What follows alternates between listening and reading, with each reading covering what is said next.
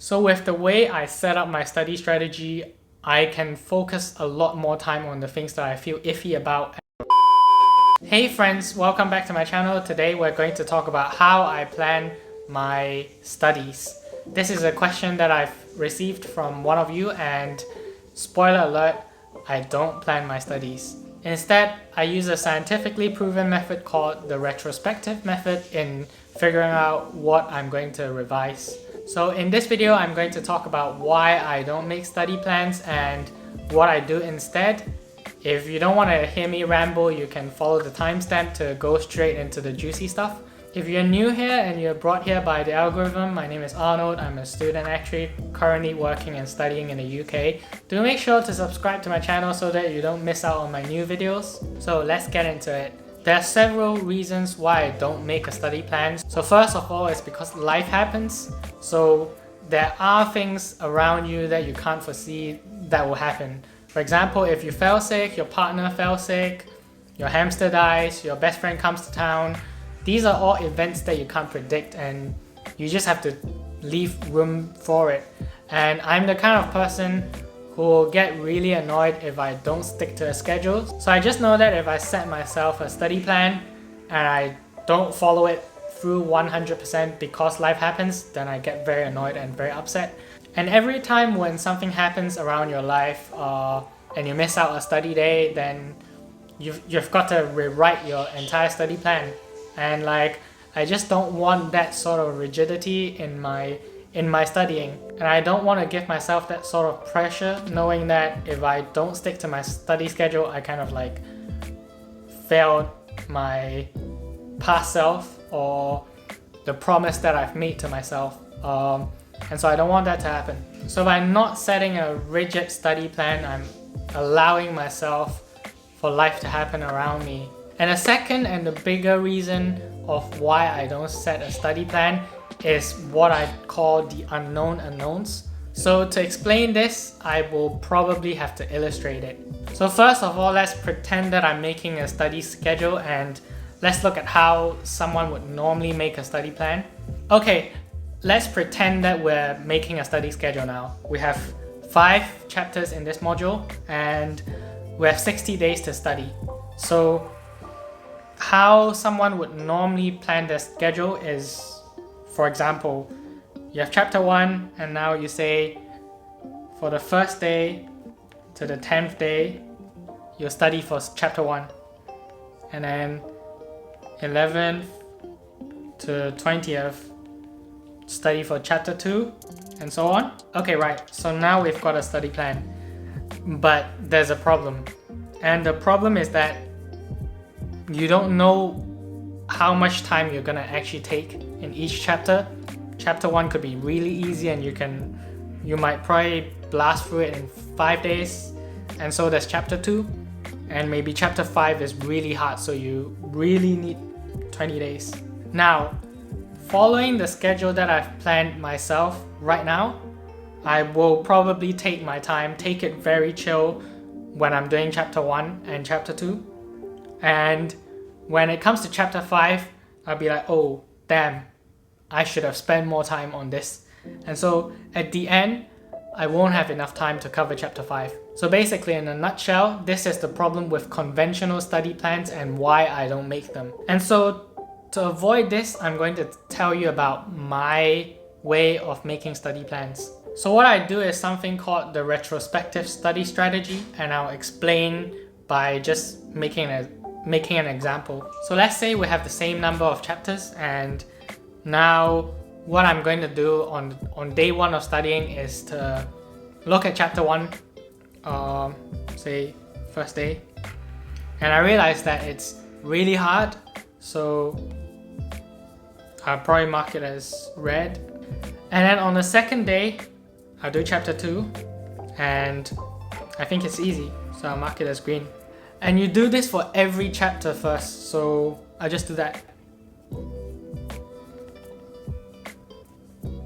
Now, I've spent my first 5 days looking at all these chapters, and I can tell from what I've written here that I need more time for chapter 1 and 5 because they're quite hard, and For chapter 2, it's very easy, so I probably need to spend less time on it and focus on honing the other chapters. So now, for 6th and 7th day, I will do chapter 1 and 5. Because I've spent more time with chapter 1 and 5, I've now increased the level of confidence I have in those chapters. And so now I'm going to do all the amber ones, and so on and so forth until everything becomes green.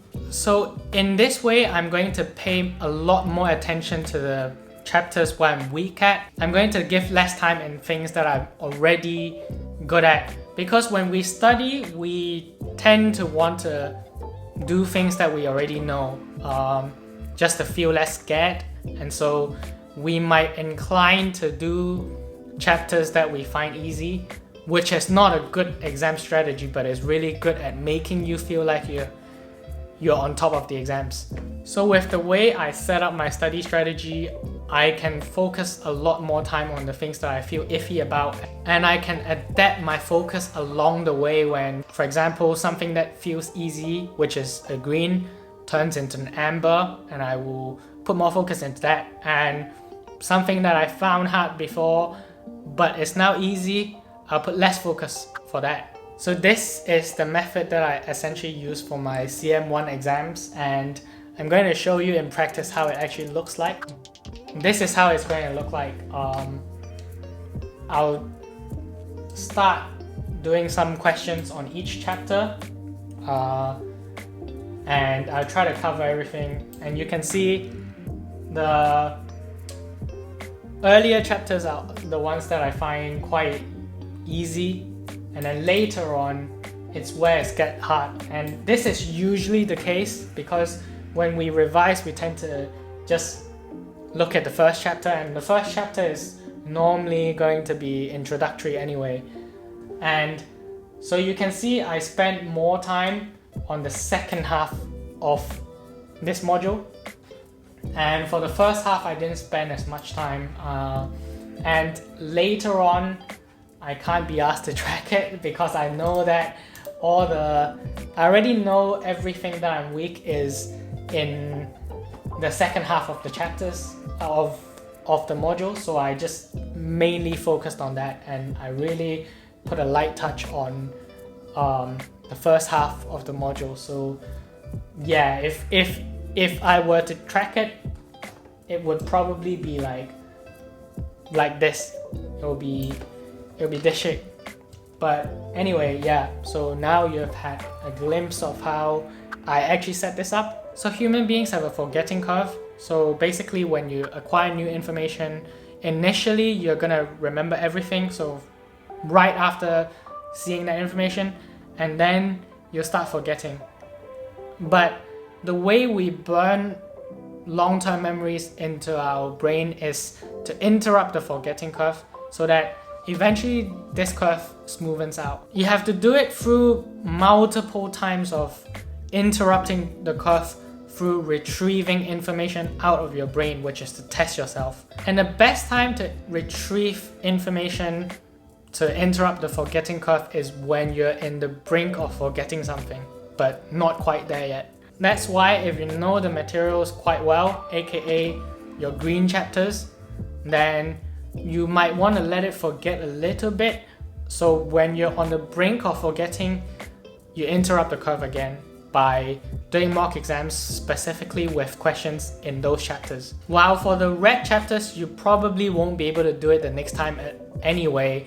You probably don't even understand it, so you will have to put more time initially to pump the forgetting curve up. So by interrupting the forgetting curve every time at the right time, your brain is going to form connections. If you're interested in learning more about study methods, I recommend a book called Make It Stick. It details the scientific research behind studying and memories, and it's a really good book in helping you to formulate better study strategies. So I really recommend it.